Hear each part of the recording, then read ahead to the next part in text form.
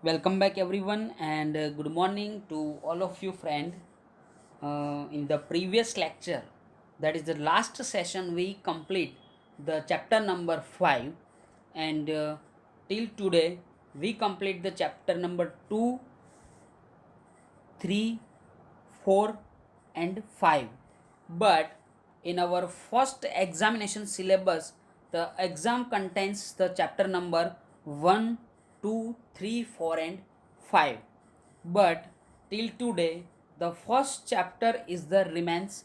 So now we will going for the chapter number first, that is the introduction, and the chapter 1, that is the economics and introduction. Friend, now please, friend, come on page number 1, the chapter number 1, that is the economics and introduction. 1 minute, friend. Yes, economics and introduction. The introduction and then meaning of economics, economics in Indian thoughts, and then economic as a science in the West, and the different economists given definition, that is the Adam Smith, Marshall Robbins, and Paul Samuels, and then economic activity, non-economic activity, macroeconomics, and presentation of data in economics, and importance of statistical information, and the some required aspects collecting statistical information and presenting qualitative and numerical information in diagram and graphs, and importance of economics. तो यहाँ पे जो अलग अलग 10 point है आप देख सकते हो टेबल के अंदर, वो जो 10 यहाँ पे पॉइंट है हम कंप्लीट करने की ट्राई करेंगे. And before examination we complete the first chapter, chapter number 1, and then we complete the whole syllabus of your first examination, the chapter number 1 to chapter number 5. Now the first question, that is the meaning of economics. Please, friend, come on page number 1, that is the meaning of economics. The word economics in Indian thoughts is अर्थशास्त्र. यानी कि friend, आप लोगों ने अर्थशास्त्र नाम का जो एक वर्ड्स है, या तो हम बोल सकते हैं कि एक जो बुक्स है, the Arthashastra books is written by the Kautilya. The word economics in Indian thought is अर्थशास्त्र which is derived from Sanskrit word अर्थ. यानी कि अर्थशास्त्र का जो थॉट है, Indian thought, is a derive from Sanskrit word. तो आपको एमसीक्यू में या तो वन सेंटेंस में पूछ सकते हैं कि अर्थशास्त्र का जो थॉट है वो कौन से वर्ड से डिराइव हुआ. तो we remember that this Sanskrit word artha, and artha means purpose और गोल. तो फ्रेंड, यहाँ पे आपको भी याद रखना पड़ेगा कि अर्थ का जो मीनिंग है वो क्या है, दैट इज द पर्पज या तो goal. Please friend wait for 1 minute.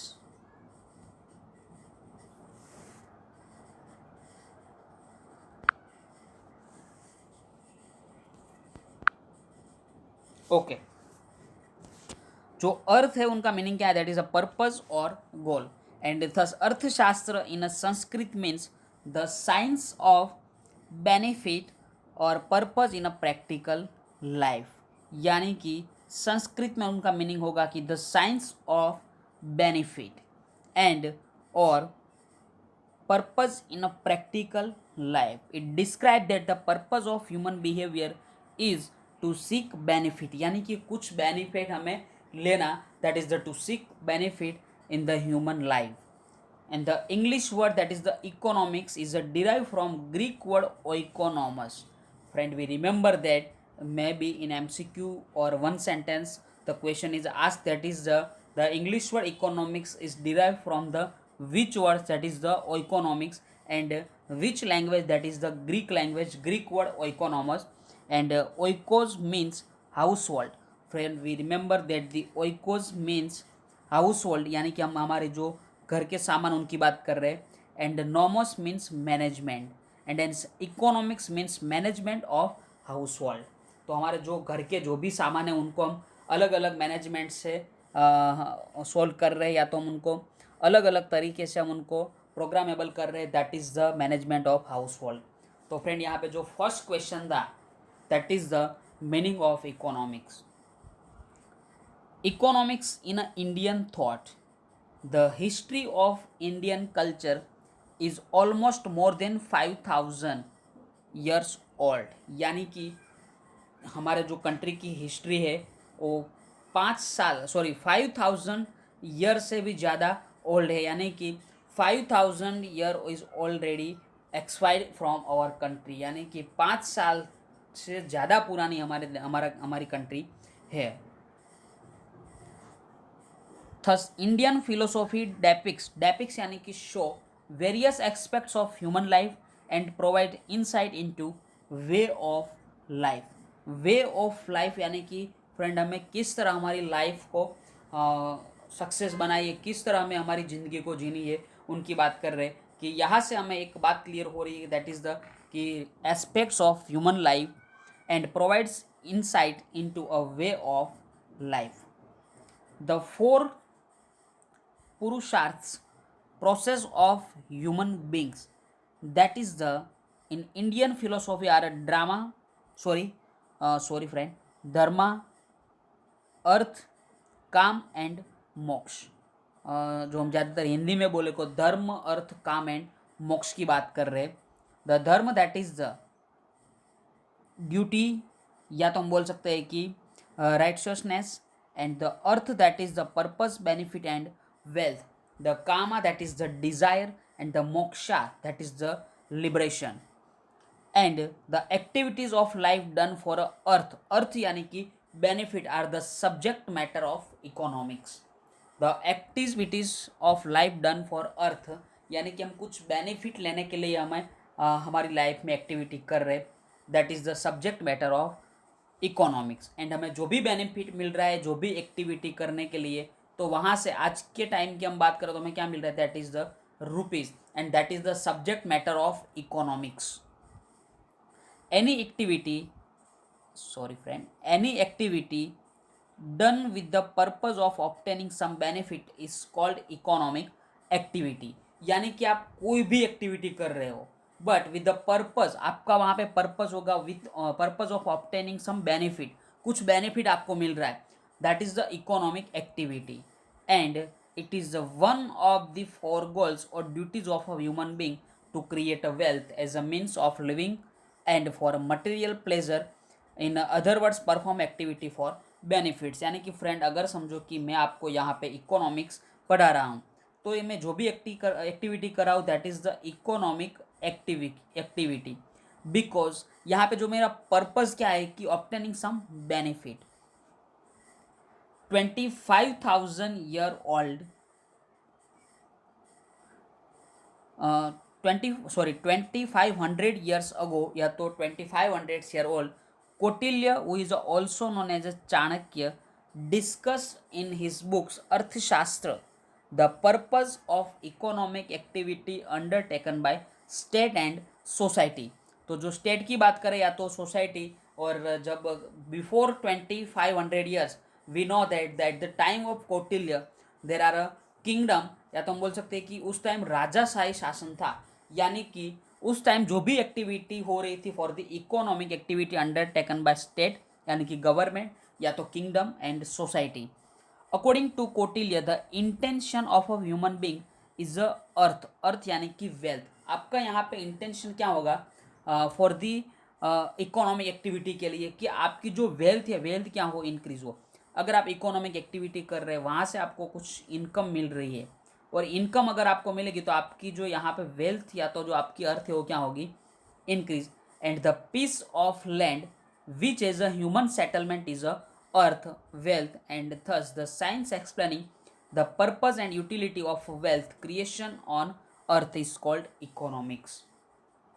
तो फ्रेंड यहाँ पे हमने देखा कि अगर आप कोई भी काम कर रहे, कोई भी एक्टिविटी कर रहे, वहाँ से अगर आपको इनकम मिल रही है, that is the economic activity. और यहाँ पे हमारा जो गोल होता है, हमारा जो purpose is to create the wealth, that is the artha, and the purpose and utility of wealth creation is the artha is called economics. तो फ्रेंड यहाँ पे हमने जो फर्स्ट चैप्टर के अंदर जो दो टॉपिक था, that is the meaning of economics and then economics in Indian thoughts.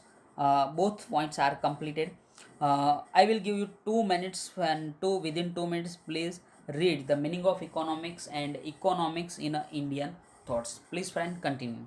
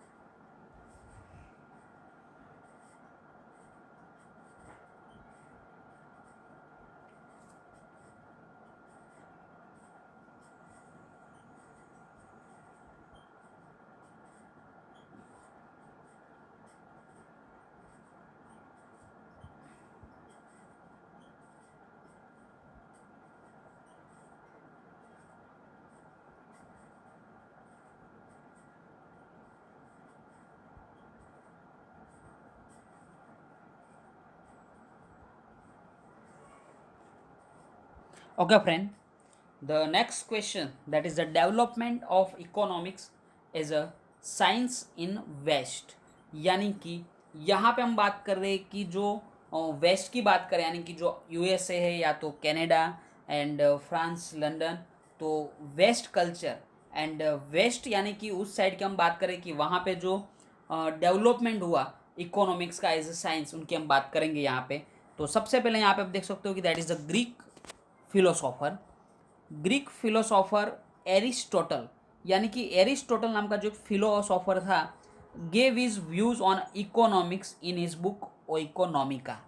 तो यहाँ पे आपको याद भी रखना पड़ेगा कि एरिस्टोटल, उनकी बुक्स कौन सी थी, ओ इकोनॉमिका।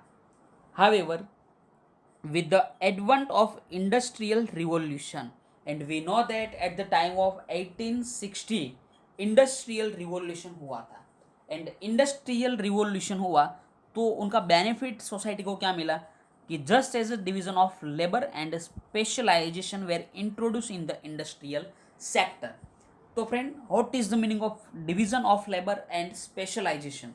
डिवीजन ऑफ लेबर यानी कि जो सिंगल वर्क है वो एक ही वर्कर करेगा, यानी कि हम यहाँ पे वर्क को डिवीज़न कर रहे हैं काम का। मैं एक एग्जांपल आपको दे रहा हूँ कि आपको पता ही होगा शायद, Rohit Sharma, RS Rohit Sharma, and Hardik Pandya HP, and Jasprit Bumrah JB. तो जो रोहित शर्मा एंड जसप्रीत बुमराह, तो यहाँ पे उन दोनों के बीच में हम वर्क का डिवीज़न कर रहे हैं, डिवीज़न ऑफ वर्क। तो रोहित शर्मा सिर्फ यहाँ पे बैटिंग का ही काम करेगा, एंड जसप्रीत बुमराह जो सिर्फ बॉलिंग का काम कर रहा है, और हार्दिक पांड्या जो बैटिंग एंड बॉलिंग बोथ। तो हार्दिक पांड्या में हमने कोई यहाँ पे डिवीज़न नहीं किया है, दोनों काम वो कर रहा है, that is allrounder.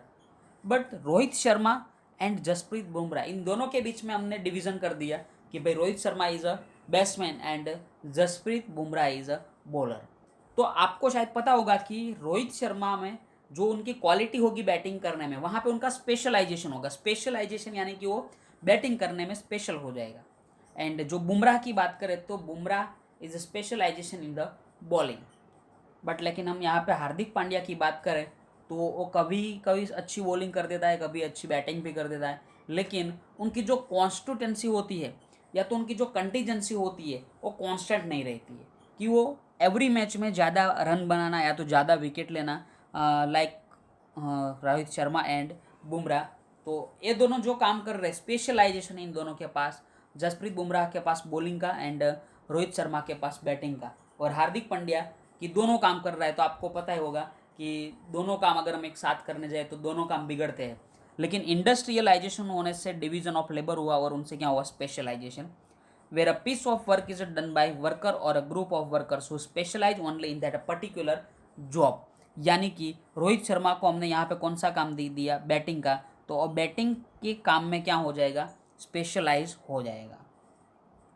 The knowledge of philosophy also started getting classified into various specialized science। यानी कि जो फिलोसॉफी की हम बात करें, नॉलेज ऑफ फिलोसॉफी, उनका भी यहाँ पे हमने क्लासिफिकेशन कर दिया।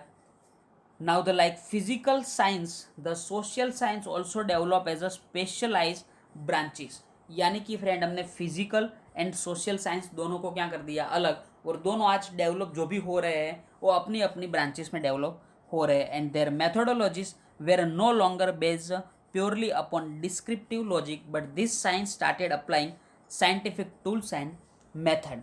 यानी कि जो हमने यहाँ पे जो साइंस के अलग अलग ब्रांचेस को अलग अलग कर दिया, यानी कि फिजिकल साइंस और सोशल साइंस, तो इन दोनों को अगर हम अलग अलग कर रहे तो यहाँ पे क्या होगा कि जो भी यहाँ पे हम डिसीजन ले रहे हैं वो कोई डिस्क्रिप्टिव लॉजिक पे नहीं रहेंगे, लेकिन जो भी यहाँ पे होगा वो साइंटिफिक टूल्स एंड मेथड, कि हम कुछ यहाँ पे डिस्क्रिप्टिव लॉजिक यानी कि हम कुछ एक्सपेक्टेशन नहीं लगाएंगे साइंस के अंदर, लेकिन science started applying scientific tools and method, यानी कि यहाँ पे जो भी होगा वो रियलिटी में ही हमें दिखने को मिलेगा। And we use applying science से साइंटिफिक टूल्स एंड मेथड्स।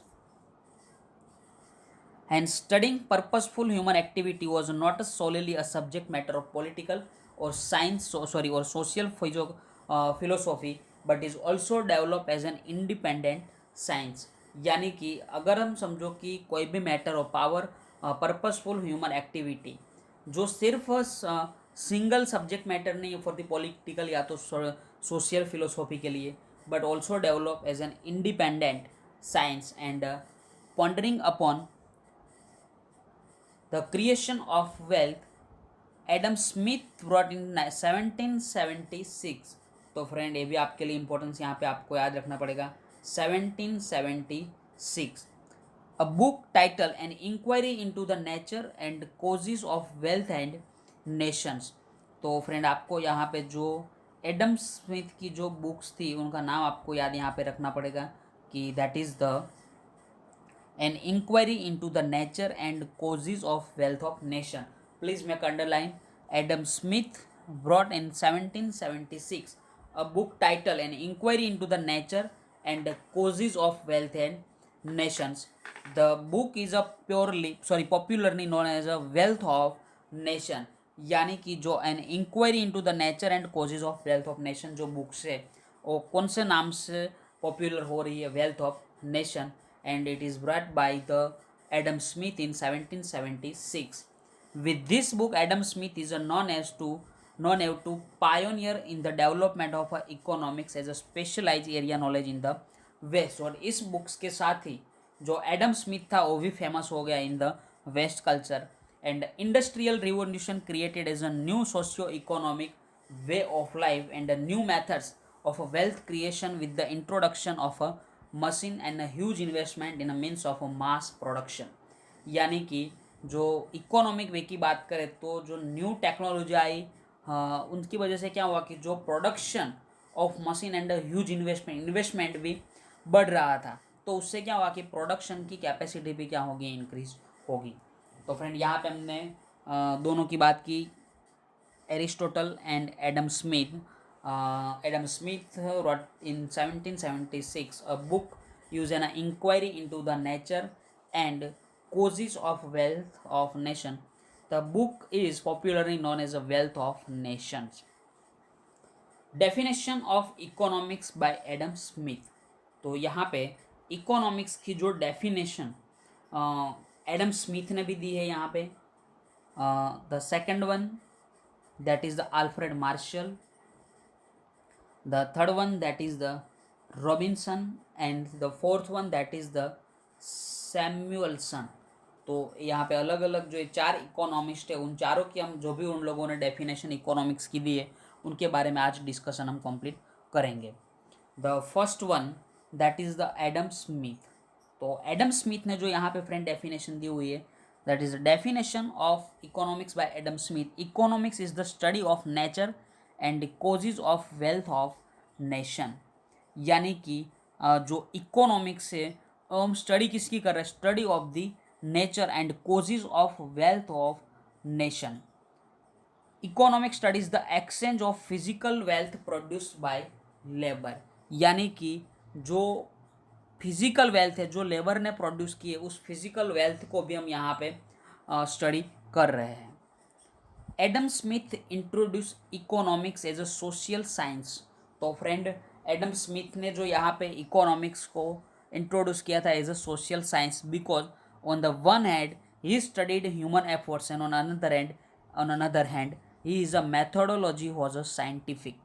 यानी कि यहाँ पे दो अलग अलग बात कर रहे हैं कि one hand and second another.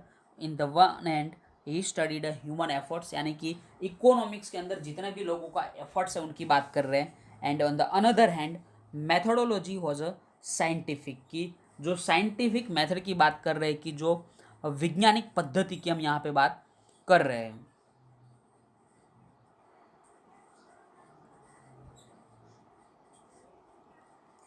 Since the times of Adam Smith, economics was studied as an independent science। यानी कि जो एडम स्मिथ की बात करें तो उन्हें जो इकोनॉमिक्स की स्टडी की as a independent science and not as a part of a general philosophy, कि जनरल फिलोसॉफी के बेस पे उन्होंने इकोनॉमिक्स की स्टडी नहीं की है, but he studied as an independent science and in a way he talked about the human welfare only in his books. यानी कि इकोनॉमिक्स में क्या है कि हमें जो पब्लिक वेलफेयर की बात कर रहे हैं, ह्यूमन वेलफेयर की बात कर रहे हैं। The second economist that is the Alfred Marshall. तो फ्रेंड यहाँ पे अलग अलग चार इकोनॉमिक्स है आपके सामने। The first one and we already completed the Adam Smith and the second one that is the Alfred Marshall. In his books Principle of Economics published in 1890, यानी कि अल्फ्रेड मार्शल ने जो बुक्स यहाँ पे लिखी है उनकी बुक्स के अंदर जो इन his books principle of economics वो कब पब्लिश हुई, तो हम याद रखेंगे 1890, यानी कि 1890। अल्फ्रेड मार्शल डिफाइंस, तो अल्फ्रेड मार्शल ने यहाँ पे क्या डेफिनेशन दी हुई है, that is the economics is the study of man kind in the ordinary business of life. यानी कि इकोनॉमिक्स के अंदर हम क्या स्टडी करेंगे, that is the man kind in ordinary business of life. यानी कि जो बिजनेस की हम यहाँ पे बात कर रहे हैं कि जो भी रेगुलरली, या तो हम बोल सकते हैं कि जो डेली लाइफ के अंदर जो भी इकोनॉमिक्स ट्रांजेक्शन हो रहे हैं उनका हम यहाँ पे ऑर्डिनरी, यानी कि जो डेली लाइफ है उनके अंदर हम जो भी बिजनेस के जो भी ट्रांजेक्शन है उनकी यहाँ पे हम स्टडी करेंगे। And it implies that in every life people usually seek material well being. यानी कि ये जो भी यहाँ पे डेफिनेशन दी है अल्फ्रेड मार्शल ने जो इम्प्लाई होगी in the every life of people, यानी कि जितने भी पीपल है वो सब लोगों को ये अप्लाई होगी। Thus, definition identifies economics as the study of everyday activity of human beings and seeks to explain how well-being is attained from material consumption। यानी कि यहाँ पे जो डेफिनेशन दी है इकोनॉमिक्स की, जो हम स्टडी करेंगे on every activity of human beings, यानी कि जो भी ह्यूमन बींग्स है उनकी डेली एक्टिविटी है उनके ऊपर हम स्टडी करेंगे। And seeks to explain how well being attain from material consumption. तो यहाँ पे जो अटेनमेंट मिल रहा है हमें इन द बिजनेस एक्टिविटी, कि वो कहाँ से आ रहा है, from material consumption. And the definition is a narrow as to talks only about material consumption और मटेरियल वेलबींग। यानी कि ए डेफिनेशन जो अल्फ्रेड मार्शल ने दी है वो नैरो है, because it talks only about the material consumption, कि हम सिर्फ यहाँ पे कंजम्पशन की बात कर रहे हैं। And it too important it keeps human wellbeing at the centre of human activity. तो फ्रेंड हमने यहाँ पे जो सेकेंड इकोनॉमिक्स था that is the Alfred Marshall, उनकी डेफिनेशन भी कंप्लीट कर ली। And third one that is the Robinson, and the last economics that is the Samuelson. जो दोनों की भी हम ट्राई करेंगे कि दोनों की जो डेफिनेशन है वो आज के लेक्चर में ही कंप्लीट हो, लेकिन आज के लेक्चर के लिए सिर्फ 5 मिनट ही हमारे पास है। हम ट्राई करेंगे कि कोई एक टॉपिक या तो दोनों जो इकोनॉमिक्स है दोनों की डेफिनेशन कंप्लीट हो जाए, लेकिन मुझे जब तक लग रहा है कि that's not possible. Definition of economics by Robinson, तो यहाँ पे रॉबिन्सन को तो हम स्टार्ट कर रहे हैं। Any field of science deals with the problems question and economics deal with the question, यानी कि कोई भी फील्ड हो साइंस की जो किसके साथ डील कर रहे हैं, प्रॉब्लम्स के साथ, and economics deals with the question how to allocate limited resources whichever alternative uses in the satisfaction of recurring and unlimited human wants in order to increase the well-being in a society। तो friend we know that in the natural, या तो हम बोल सकते हैं कि आज हमारे पास जो रिसोर्सेज है वो लिमिटेड है, लेकिन उनके जो यूजेस है वो अल्टरनेटिव, यानी कि ज़्यादा बहुत ज़्यादा यूजेस है alternatively in the satisfaction of recurring and unlimited human wants in order to increase the well-being in a society। And hence in 1931 Robinson in his books Nature and Significance of Economics। तो friend हम यहाँ पे फिर से एक बार remind करेंगे कि Robinson ने जो अपनी बुक्स लिखी थी इन 1931, that is the nature and significance of economics. Please make underline in 1931 Robinson, Lionel Robinson, in his books Nature and Significance of Economics, gave the following definition, that is, the economics is the science which studies human behavior as a relationship between ends and a scarce means whichever alternative uses। तो friend हम यहाँ पे याद रखेंगे कि जो हमारे पास resources है उनकी स्केर्स है, लेकिन विच एवर अल्टरनेटिवली यूज, और उनके यूज़ बहुत ज़्यादा है। Human wants are unlimited and most wants keep on recurring। तो हमारी जो वांट है, हमारी जो नीड है वो अनलिमिटेड है। On the other hand resources which help in a satisfying human wants are limited, यानी कि जो रिसोर्सेज है वो दूसरी साइड वो बहुत कम है, वो लिमिटेड है, एंड वो अल्टरनेटिव यूजेज, और उनके यूज भी क्या है, ज़्यादा है। And hence economics must deal with the problem of allocation of scarce resources in the satisfaction of human wants to the maximum possible extent। and according to Robinson economics is a positive science, यानी कि जो economics है वो positive science है, and does not prescribe how things should be, it studies how human beings behave and does not deal with the how they should ideally behave। and economic does not deal with the norms, यानी कि वो rules के साथ deals नहीं कर रहा है, but दस is not a normative science, और साथ भी नॉर्मेटिव साइंस भी नहीं है। तो फ्रेंड जो तीन अलग अलग इकोनॉमिक्स की हम यहाँ पे बात कर रहे हैं कि तीनों ने अलग अलग डेफिनेशन यहाँ पे दी, और जो फोर्थ है यहाँ पे that is the definition of economics by Paul Samuelson in his book foundation of economics analysis. 1 minute friend. Okay, तो सैमुअल्सन ने जो यहाँ पे बुक्स लिखी थी that is the foundation of economic analysis. देखो अलग अलग जो भी यहाँ पे 4 इकोनॉमिक्स है, चारों ने अलग अलग बुक्स लिखी है, and published in 1947।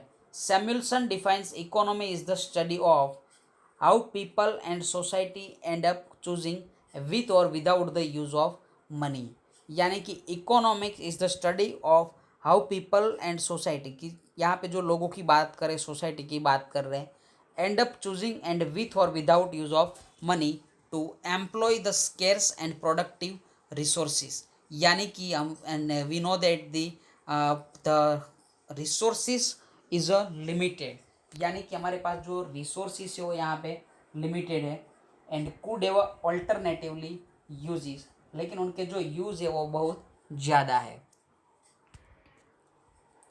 To produce various commodities over time, यानी कि प्रोडक्शन करने के लिए जो ऑल्टरनेटिव यूज़ है यहाँ पे, लेकिन जो रिसोर्सेज है वो limited, and distributing them for consumption now और इन द फ्यूचर, यानी कि जो भी रिसोर्सेज है हम यहाँ पे डिस्ट्रीब्यूट करेंगे फॉर द कंजम्पशन नाउ, या तो रिसेंटली या तो फ्यूचर में among various person in society. It analysis cost and benefits of improving patterns of resource allocation. यानी कि हम यहाँ पे जो कॉस्ट एंड हमारा जो बेनिफिट है उनका हम एनालिसिस करेंगे. And year Samuelson talks about choice यानी कि सिलेक्ट करना, अलोकेशन ऑफ स्केर्स रिसोर्सेज यानी कि जो रिसोर्सेज की हम यहाँ पे स्केर्स है या तो हमारे पास जो लिमिटेड रिसोर्सेज है उस रिसोर्स को क्या करना है, अलोकेट करना है. And evaluation of cost and benefits of doing so. यानी कि जो बेनिफिट्स की बात करें कि हमें जो भी बेनिफिट्स यहाँ पे मिल रहे हैं उनका हम क्या करेंगे, यहाँ पे इवेल्यूशन करेंगे कॉस्ट एंड बेनिफिट का. all definition in a way commonly point out of that economics study human behavior, is a positive in nature, adopt scientific method and methodologies, and thus it is a social science. तो friend यहाँ पे हमने देखा कि economics is a social science. और ज़्यादातर मैं इस पॉइंट के बारे में आपको बात करूँ तो जो अलग अलग डेफिनेशन यहाँ पे दी हुई है उसमें समझने की कोई ज़रूरत नहीं है, लेकिन ज़्यादातर हमें याद ही रखने की ट्राई करनी पड़ेगी कि थोड़ी डिफ़िकल्ट तो ये पॉइंट आपके लिए रहेगा. लेकिन आपको जब तक यहाँ पे जैसे आप वीडियो लेक्चर देखकर तुरंत ही आप एक बार क्या करो, पूरा रिवीजन कर दो फर्स्ट चैप्टर में. आज लेक्चर में हमने जो चलाया है वो बाद में after 5 to 6 again revise the all the topics in this session. And after 6 to 7 years you also revise all the topic. तो इसे अगर आप 4-5 या तो 6 बार रिवाइज कर रहे हो तो आप इजीली जो अलग अलग डेफिनेशन है उनको याद रख सकोगे. तो आज के लेक्चर की हम बात करें तो जो अलग अलग इकोनॉमिक्स थे उन लोगों ने अलग अलग डेफिनेशन दी थी, उनके बारे में डिस्कशन किया. एंड नेक्स्ट लेक्चर में जो नेक्स्ट क्वेश्चन है that is the economic activity and non economic activity, उनके बारे में हम डिस्कशन करेंगे. तो फ्रेंड आज का लेक्चर हम यहाँ पे रख रहे हैं. Thanks to all of you and take care. Bye bye.